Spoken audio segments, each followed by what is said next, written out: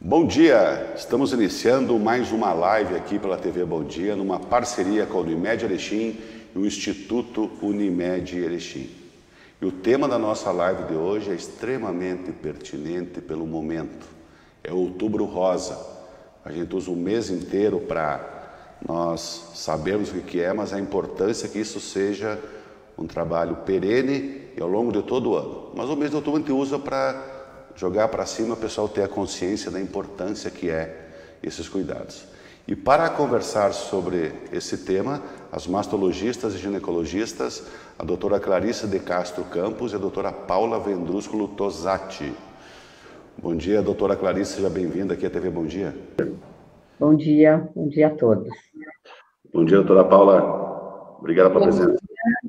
Bom dia a todos os ouvintes, que a nossa conversa seja muito legal. Será, com certeza. Doutora Clarissa, a primeira pergunta que eu vou fazer para a senhora, né? Durante o mês de outubro, como eu falei na abertura, ele tem o fortalecimento da campanha do Outubro Rosa.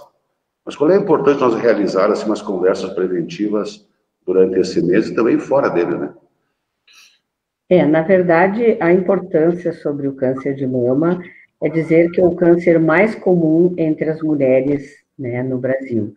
E, estatisticamente, a gente imagina que estima-se que cerca de 66 mil pacientes vão desenvolver a doença no desenvolver desse ano.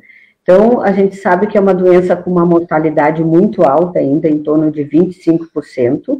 A mortalidade está relacionada diretamente com o prognóstico, com o diagnóstico precoce da doença. Então, acho que daí a importância é muito grande, né? A incidência está aumentando a cada vez mais. A gente imagina que 1 a cada 8 mulheres vai desenvolver o câncer de mama no decorrer da sua vida, e daí a grande importância, né? É um percentual alto, né, doutora? É um percentual bem alto. E, doutora Paula, assim, o que é o câncer de mama? O que é o câncer de mama e quais os seus sintomas? Bom, então o câncer de mama é a neoplasia maligna da mama, né? Como o próprio nome diz, é o câncer que acomete a glândula mamária. E ela é a neoplasia mais comum na mulher. Como a doutora Clarissa já trouxe esses dados, a gente vai ter entre 2019 e 2020 mais de 66 mil casos novos de câncer de mama. Então, a gente já consegue ter uma ideia aí da magnitude que é essa doença para a mulher. E os sintomas do câncer, geralmente, ele se manifesta através de um nódulo, né? Às vezes, esse nódulo não é palpável pela paciente, porque ele acaba sendo um nódulo muito pequeno e só diagnosticado através dos exames de imagem, que são a mamografia e a ultrassonografia mamária. Além do nódulo, quando já tem um tumor um pouquinho maior, digamos assim, num estágio um pouco mais avançado, a gente já pode ter algumas outras alterações, por exemplo, na pele. A gente pode ter uma retração de pele, uma retração de mamilo, uma feridinha no mamilo, ou até mesmo, dependendo do tipo de tumor, a gente pode ter o que a gente chama de descarga papilar, que é quando sai uma secreção pelo mamilo. Algumas vezes a gente tem uma íngua aumentada na axila. Então, são alguns sintomas que as mulheres devem prestar atenção e procurar, né, um atendimento especializado para fazer o diagnóstico ou não, né, do câncer de mama. Obrigado, doutora. E, doutora Clarissa, qual é a importância do histórico familiar? O câncer de mama, ele é genético? Na verdade, assim, o câncer de mama, ela é uma doença multifatorial, né? Nós sabemos que existem vários fatores determinando o aparecimento da doença. O fator genético é um dos fatores de risco do câncer de mama. O que acontece? Se a mulher tem um histórico familiar de câncer de mama, o risco dela, por exemplo, se ela tiver uma mãe, uma irmã com câncer de mama, o risco dela de desenvolver o câncer de mama é em torno de 5 a 7 vezes maior do que as mulheres de uma maneira geral. Mas o que é importante a gente saber? Apenas 5 a 10% dos casos de câncer de mama são de causa genética. 90 a 95% são determinados por outras causas que, na verdade, nós não podemos definir. Então, o câncer genético, ele é importante, por quê? Porque ele é um câncer que aparece numa idade mais precoce, 85% das mulheres que desenvolvem o câncer genético apresentam a doença antes dos 50 anos. Geralmente ele tem um prognóstico pior, né? Ele é um tumor assim mais agressivo, né? Exatamente por ser uma paciente jovem. Então, realmente é importante a história familiar, mas o que a gente vê no dia a dia? As pacientes, às vezes, existe uma resistência em fazer os exames de imagem, principalmente a mamografia, dizendo que, doutor, eu gostaria de não fazer porque eu não tenho ninguém na família que apresenta a doença. E, na verdade, o histórico familiar não é a principal causa, né, do câncer de mama. Uma delas. Uma delas. Doutora Paula, e como saber se tem um risco de desenvolver um câncer? Tem como prevenir? Como é que as mulheres podem ter esse cuidado no dia a dia? Bom, o risco, eu acho que a gente entra mais ou menos naquilo que a doutora Clarice acabou de dizer. A gente tem o câncer de mama como uma doença de vários fatores de risco, né? Saber se uma mulher vai ter ou não risco de desenvolver o câncer de mama, a gente precisa de uma série de perguntas, enfim, uma consulta médica para saber se ela se encaixa num perfil de população que tem um risco maior para desenvolver o câncer. Que características seriam essa? A idade dela, se ela tem algum familiar com a doença, se ela tem familiar com outros tipos de câncer em idade jovem, por exemplo, câncer de ovário, câncer de pâncreas, câncer de intestino.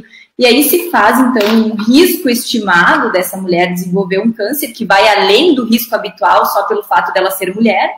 E então a gente chega a uma conclusão que se deve ou não fazer alguma avaliação genética em busca de um risco maior, né? Mas isso é uma minoria das pacientes, como a Clarice já falou, é menos de 10% das pacientes que se encaixam nesse perfil de fazer uma pesquisa através de exames para saber se ela tem esse risco aumentado de ter câncer no futuro. E, doutora Clarice, como fazer o diagnóstico, então, diante de todas essas colocações, né?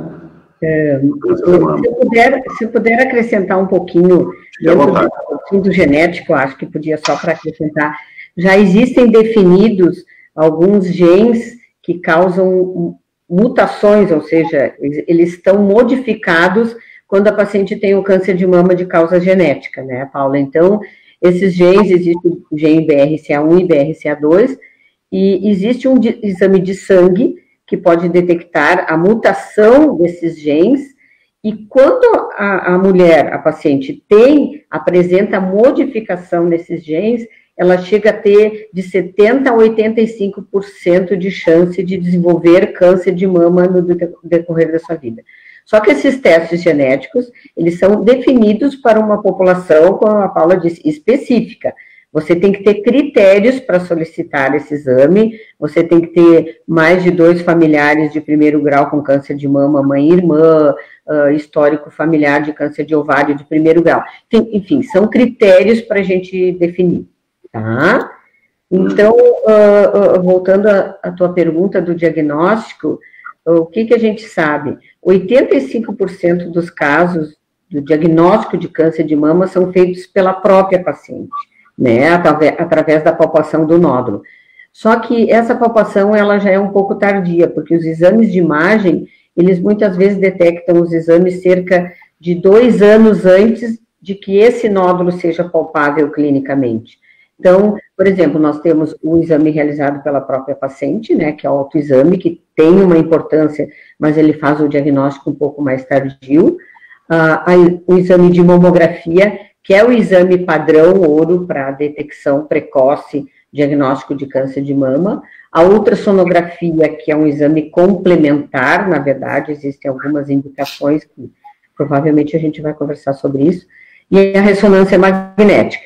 Então, o diagnóstico de câncer de mama é feito por diagnóstico de imagem, se nós quisermos precocemente, muito mais do que pelo autoexame ou pelo exame realizado pelo profissional.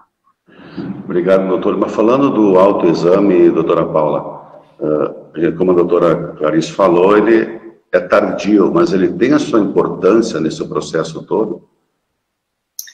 Ele tem uma importância, né? Como a doutora Clarice comentou, ele não substitui a mamografia, justamente por esse motivo, que ele faz o diagnóstico num estágio um pouco mais tardio com relação à mamografia, mas ele tem o seu espaço para a mulher se autoconhecer, né? Para a mulher conhecer a sua mama, saber como é que ela é, como é que é o seu mamilo. Então, por isso que a gente estimula muito o autoexame desde cedo, não só naquela mulher que já está com faixa etária de ter câncer de mama, por exemplo, aquela acima dos 40 anos.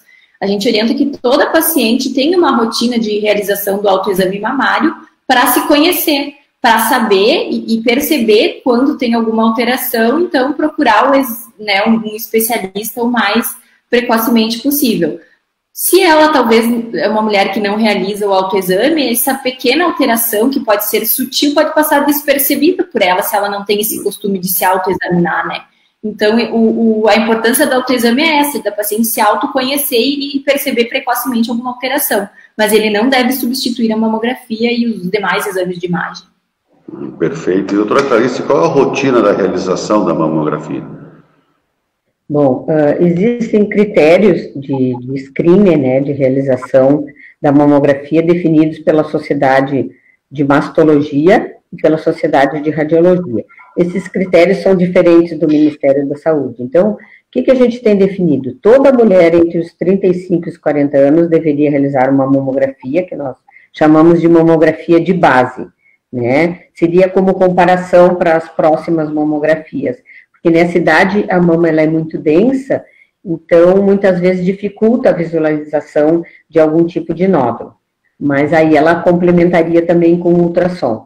A partir dos 40 anos, a mamografia deve ser realizada anualmente, paciente com ou sem fatores de risco. Perfeito. E existe alguma preparação, doutora Paula, para esse exame? Como é que é feito no dia a dia? A mamografia, na verdade, ela é um exame de raio-x, né? Um raio-x da mama. Ela não necessita, ela não se faz necessário nenhuma preparação especial. Ela geralmente é feita em 2 incidências, né? Se tiram 2 imagens, se fazem 2 imagens de cada mama. Quando a paciente tem prótese mamária, né, ou silicone, se faz uma 3ª imagem, que é para isolar a mama da própria prótese, para conseguir visualizar melhor a mama. Mas não precisa de nenhuma preparação do tipo jejum ou uso de contraste, essas coisas não se faz necessário para a realização da mamografia. Perfeito. E, doutora Clarice, todo nódulo é câncer? Não, na verdade, os exames de imagem, né, podem nos auxiliar na detecção de algum grau de suspeita ou não, e realmente o que nos faz definir se um nódulo é benigno ou não é o anátomo patológico, né? Existem critérios clínicos de benignidade que quando você examina a paciente, você avalia a idade, a mobilidade desse nódulo, o tamanho, né? Existem características suspeitas, como a Paula falou. O nódulo, que é um tumor, que é um nódulo suspeito, ele acaba dando sinais de retração de pele, ele é mais endurecido. Então, na verdade, existe a experiência clínica da palpação, para você ter uma suspeita ou não, né? E os exames de imagem que vão auxiliar. Mas, na verdade, por exemplo, uma paciente que chega no consultório com 50 e poucos anos, que não apresentava nódulo nenhum, e apareceu um nódulo endurecido pela primeira vez, a gente imagina que esse nódulo tem um grau de suspeita importante. Já a paciente que aparece no consultório com 20 anos, por exemplo, a gente tem uma chance muito grande que seja um nódulo benigno, que se chama fibroadenoma. Então, são características clínicas e radiológicas que vão definir o nosso grau de maior ou menor suspeita para ver o quanto a gente vai investigar, a investigação ir adiante e se vai ter alguma conduta cirúrgica ou não, né? Nós falamos em imagens e coisa, doutora Paula. Qual é a importância, então, da ultrassonografia e a ecografia para o diagnóstico? Bom, então, a ecografia ou ultrassonografia da mama, ele é um exame complementar à mamografia. Então, se faz a mamografia, se identifica alguma alteração, então se faz ultrassonografia de mama para complementação, para maiores detalhes desse nódulo. Então, a ultrassonografia, ela vai nos dar detalhes sobre a margem do nódulo, sobre o formato dele, e a ultrassonografia vai nos dizer se esse nódulo realmente é um nódulo suspeito, que precisa de uma biópsia para completar a investigação, ou se é um nódulo que a gente vai poder acompanhar só com exames de imagem, em vez de fazer algum procedimento mais invasivo. Então, ela é um exame complementar, mas que é bastante importante para a gente ter uma maior ou menor suspeita desse nódulo, ser ou não um câncer. Uhum. Doutora Clarice, qual é a idade com maior incidência do câncer de mama? Tem esses dados? Na verdade, assim, a idade mais frequente é em torno dos 55 anos, né? Mas hoje em dia, cada vez mais, nós temos pacientes jovens, né, com diagnóstico de câncer de mama. E, na verdade, daí a importância da rotina, né, porque a incidência numa idade em torno de 50 ou mais anos é a mais frequente, daí a importância de nós realizarmos a mamografia como rotina, né, a partir dos 40 anos.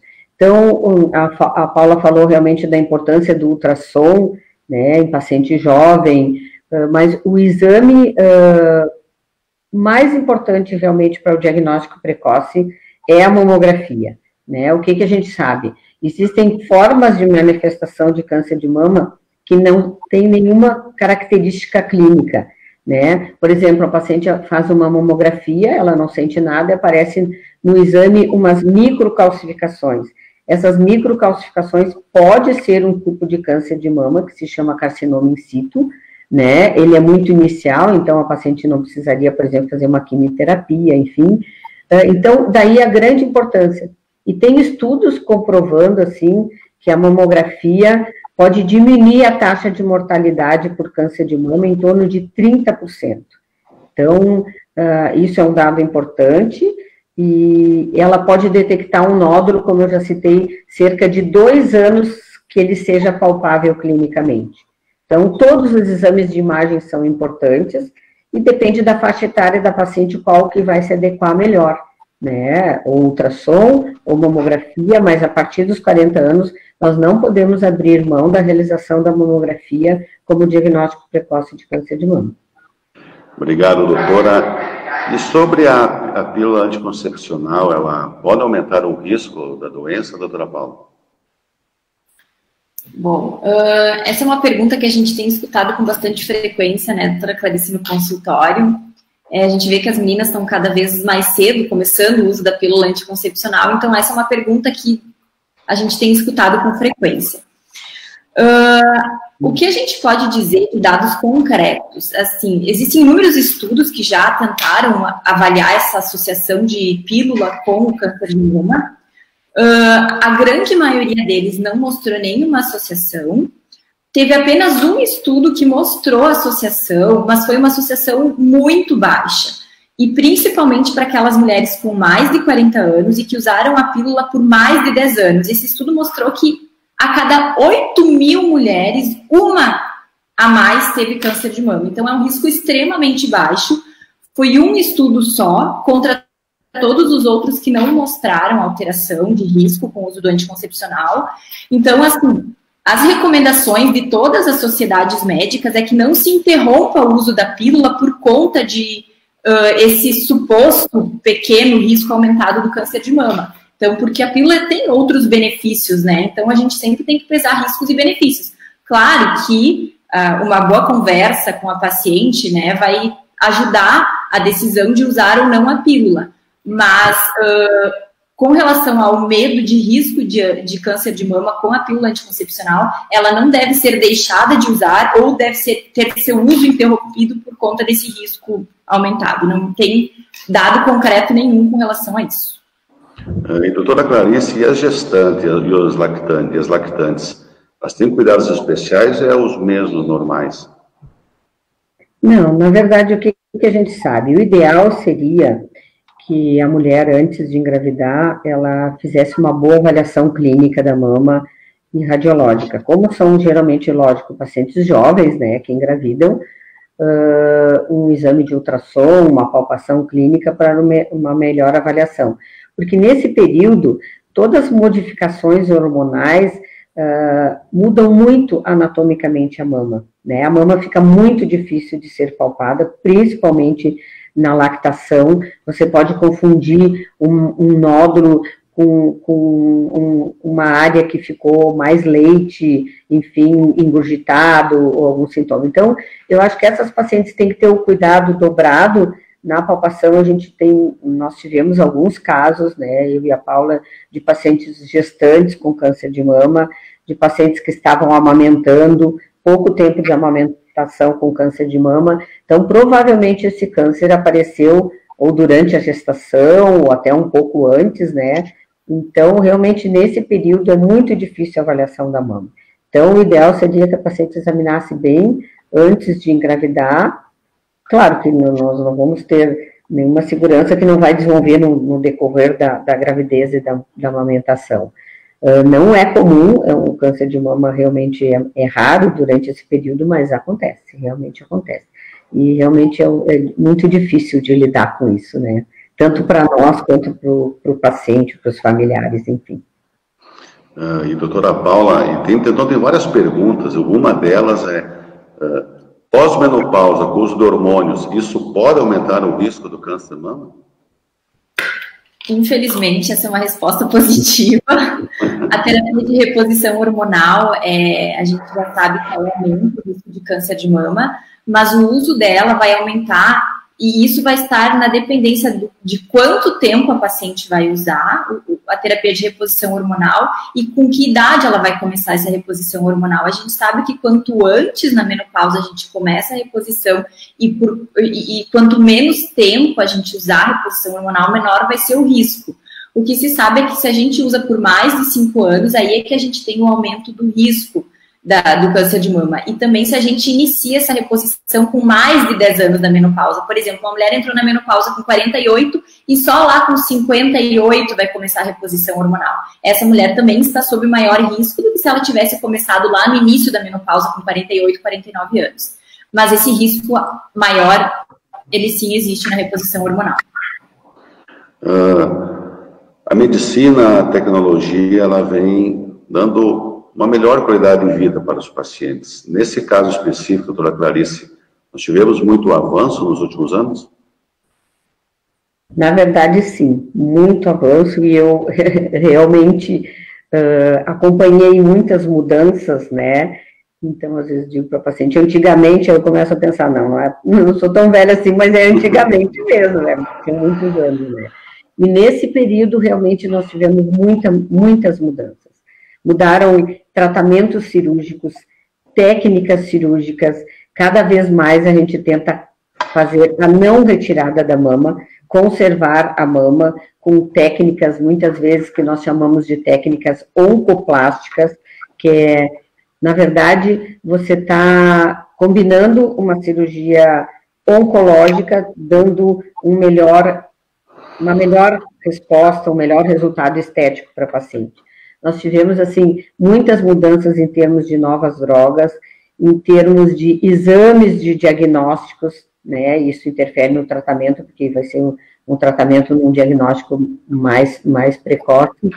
E realmente, assim, nós temos hoje uma muito melhor qualidade de vida para a paciente operada por câncer de mama do que nos anos anteriores.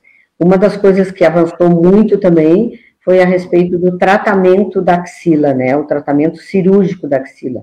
Por exemplo, quando eu comecei a fazer mama, toda paciente que tinha câncer de mama, obrigatoriamente, ela tinha que tirar todos os linfonodos da axila, ela tinha que fazer uma cirurgia que se chama esvaziamento axilar.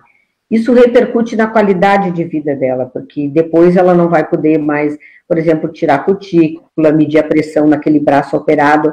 A paciente tem algumas restrições à realização de alguns procedimentos, alguma coisa. Então, isso limitava algumas pacientes. Hoje em dia, não. Você só faz a cirurgia da axila, o esvaziamento axilar, se você tiver um linfonodo comprometido, que é o linfonodo sentinela. tá? Esse linfonodo, depois a gente pode, né, fazer um debate com coisas mais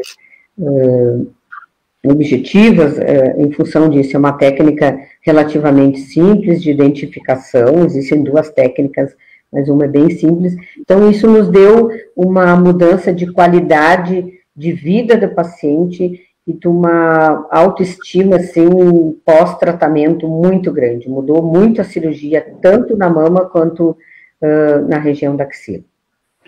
E, doutora Paula, aí nós temos essa questão extrema, que realmente é a retirada do seio, né? Em que momento isso ocorre? Tu mexe com a autoestima, tem todo um longo caminho, né? Em que momento que não tem mais o que fazer? Assim, então, como a Clarice comentou, hoje em dia a gente preconiza ao máximo a cirurgia conservadora da mama, e a gente já sabe que nas situações em que isso é possível, o resultado em termos de tratamento é o mesmo do que se a paciente tivesse feito uma mastectomia. Só que ainda existem algumas pacientes que precisam fazer a retirada da mama, né? Ou porque é um nódulo muito grande, ou às vezes nem é um nódulo muito grande, mas a mama da paciente é muito pequena para a gente conservar a mama. Então, a gente costuma dizer que para a gente indicar uma mastectomia, a gente sempre precisa avaliar a relação do tamanho da mama com o tamanho do nódulo da paciente.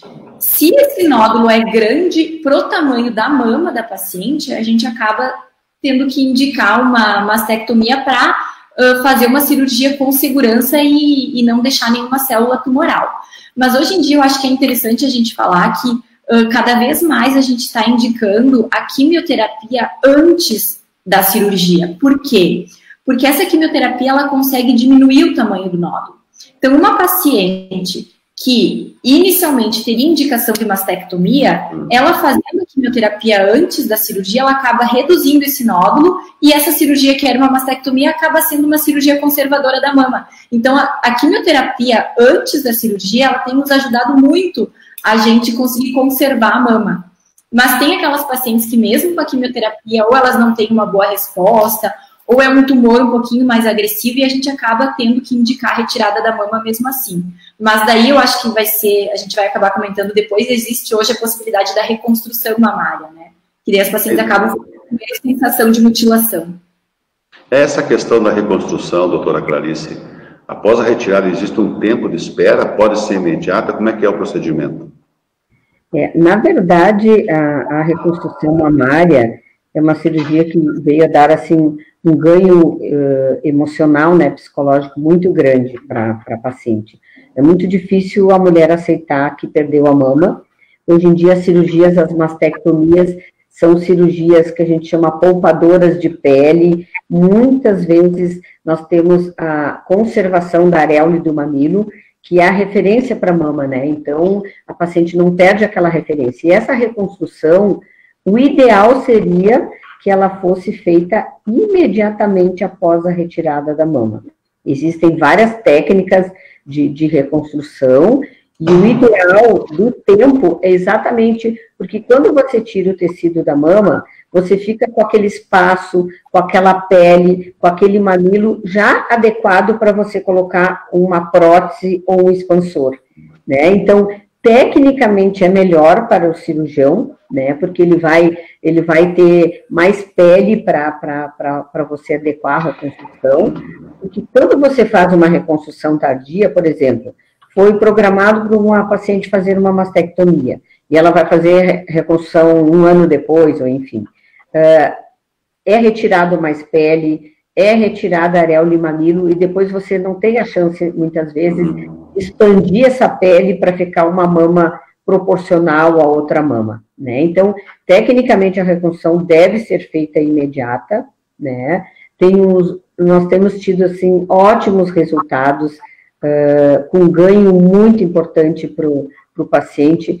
Claro, é uma cirurgia maior, né? Um tempo cirúrgico maior, mas o risco nem se compara com o benefício que a paciente vai ter. Então, eu acho que realmente a gente deve indicar, quando tiver indicação de mastectomia, tentar estimular a paciente para fazer a reconstrução imediata, porque ela vai ter o ganho técnico, né, e o ganho psicológico, com certeza. Com certeza, né? Doutora Paula, a gente fala muito, e até a própria Unimed tem, mude um hábito, né? As mudanças de hábito, ela pode auxiliar na prevenção do câncer? Como é que lida com isso? Com certeza. A gente tem alguns fatores de risco no câncer de mama que a gente chama de fatores de risco modificáveis, que são aqueles fatores que a gente, né, como paciente, como mulher, a gente consegue modificar para diminuir o nosso câncer de mama.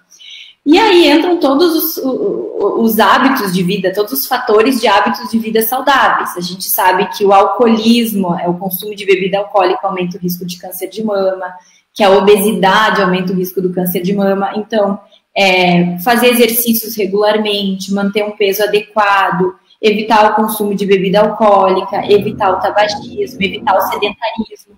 Tudo isso, além de um ganho de saúde como um todo, né, ele também diminui o risco da paciente desenvolver o câncer de mama no futuro. Então, seriam a prevenção primária do câncer de risco, seriam essas modificações de estilo de vida que comprovadamente reduzem o câncer de mama.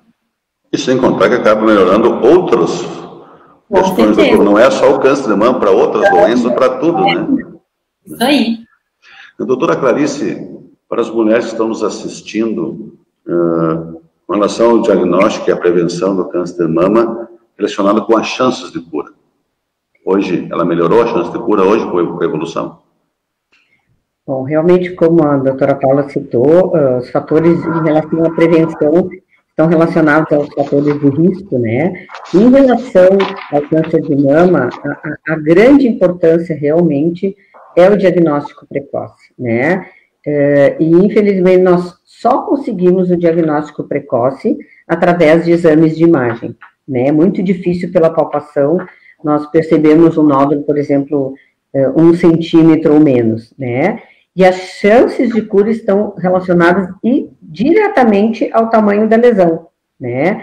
Claro que hoje a gente não considera só o tamanho do nódulo, mas a época do diagnóstico. Só que quando você tem um nódulo de 1 centímetro, de 3 centímetros, você não tem ideia há quanto tempo realmente essa paciente começou a desenvolver aquele tipo de câncer. Então, existem outros fatores que são importantíssimos, que estão relacionados com a chance de cura, né? Então, o tamanho do nódulo é muito importante, a idade da paciente na época do diagnóstico é importante, o comprometimento ou não dos linfonodos axilares são importantes. Existem vários fatores prognósticos que determinam só o índice de cura. Hoje em dia, a gente não pode dizer assim, o seu nódulo tem menos de 1 centímetro, a chance de cura é 100%. Existe uma relação direta do tamanho com a chance de cura. Mas existem outros fatores, né? Por exemplo, existem tumores pequenos que são bem agressivos. Então, isso é avaliado através do comportamento biológico também desses tumores.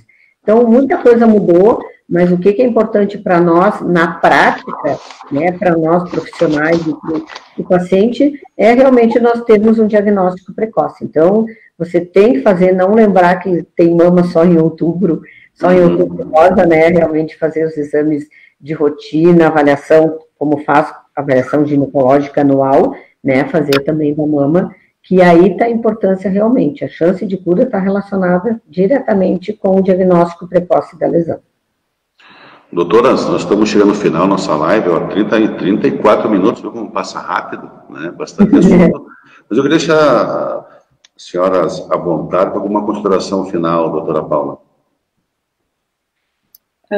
Eu acredito que a gente teve uma explanação bem completa, né, nessa entrevista. Conseguimos, com certeza, tirar muitas dúvidas das pacientes que estão nos assistindo, mas eu acho que a mensagem que fica é bem essa que a Clarice passou.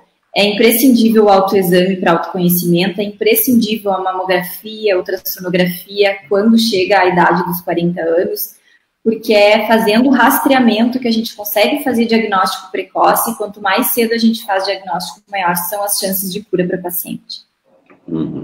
Doutora Clarice? As considerações finais. O que a doutora Paula falou e o que eu falei há pouco, né, tem que existir uma conscientização. Não adianta nós estarmos aqui falando, né, como todo ano, e realmente a gente atualmente ainda receber pacientes que há 5 anos estão sem fazer mamografia. Isso é comum. Por quê? Porque é um exame realmente que às vezes dá um certo desconforto instantâneo ali, de uma certa compressão. Então, existem pacientes que têm uma certa restrição para fazer o exame, porque dói, e a gente tenta sempre explicar para a paciente que o benefício vai ser maior do que aqueles sintomas que ela vai ter ali na hora, de uma leve compressão, uma leve dor. Então, realmente, assim, nós temos que nos conscientizar e colocar em prática. Não adianta você assistir, ficar com medo da doença e não fazer nada, porque o câncer de mama, assim, não existe, por exemplo, fazer prevenção, colonoscopia todo ano para diagnóstico de câncer de intestino, e de mama não, nós temos fácil acesso, você pode se palpar, você tem acesso, os convênios pagam todos os exames de imagem, cobre toda a investigação, a maioria de todos os planos de saúde, né, então, nós não temos desculpa, né, para ainda ter os casos avançados que nós temos ainda até hoje. Então, é conscientização e colocar em prática. Você não pode ficar assistindo e ficar em casa sem fazer nada. Tem mais uma consideração a fazer também. Pois não, já que pandemia, né? O que a gente tem observado na prática também é que o que tem nos chego agora no consultório são casos avançados, porque a gente vê que são pacientes que realmente deixaram de procurar um atendimento agora, né, durante a pandemia, e a gente já tem muitas notícias né, pesquisas que comprovam que as mulheres realmente deixaram de fazer os exames nesse ano de 2020 em função da pandemia que a gente está vivendo. Então, assim, a mensagem que a gente deixa também é que tanto consultórios médicos quanto clínicas de imagem, hospitais, todos estão preparados para atender as pacientes, né? Então, que não deixem de fazer os seus exames, porque esse tempo que se deixou de fazer, talvez, né, seja um tempo que a gente perdeu de fazer um diagnóstico precoce e proporcionar um tratamento mais eficaz para a paciente.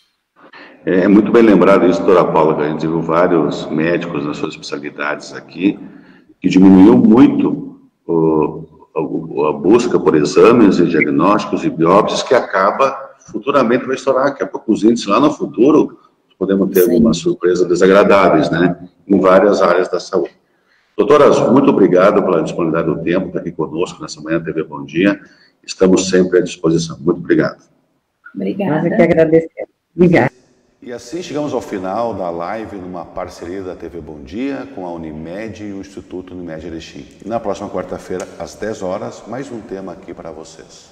Bom dia a todos.